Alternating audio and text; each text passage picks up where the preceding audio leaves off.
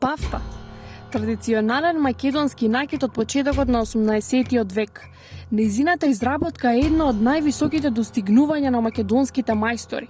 Не постои шема. Секој мајстор ја користи својата фантазија и вештина при изработката.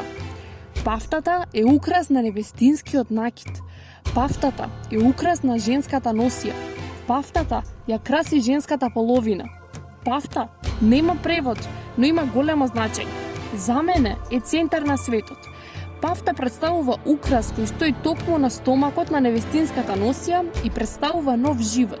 Жената дава нов живот кој се создава токму на местото каде што стои прекрасната пафта. Тоа ја прави носијата посебна и единствена. Ако се согласуваме дека пафтата е центар на светот, тогаш ќе сватиме какво е значењето на ово уметничко дело. Ќе сватиме дека жената е таа која е центар на светот, иако живееме во општества каде мажот е посилниот пол.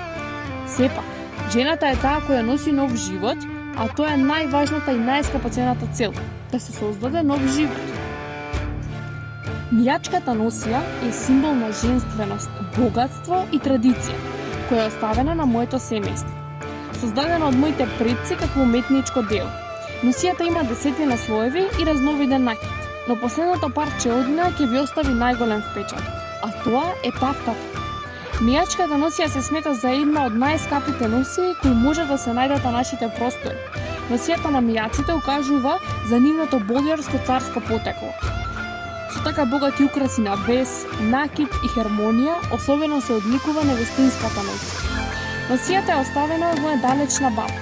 Ја изработила со желба секоја ќерка или внука да ја облече пред својата свадба, за да ни донесе среќа и да остави голем белег во нашиот живот, за да го паметиме тој посебен ден со самиот чин на облекување и носење.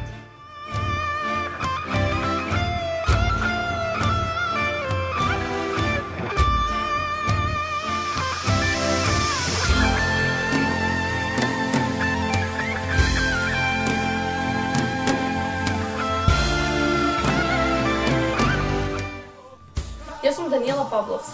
Имам 17 години и учам во средното ветеринарно училиште Браќа Милодиновци. Сите фотографии што ги видовте пред малку се од носијата што јас сега ја носам. Ќе ја продолжам традицијата. Во неа ќе биде облечена и мојата ќерка и мојата внука. Ова е вековна традиција на нашето семејство. А доколку ја добијам наградата, ќе ми биде чест и задоволство да ви ја представам во живо, а воедно и да ве запознам со нашата култура и традиција.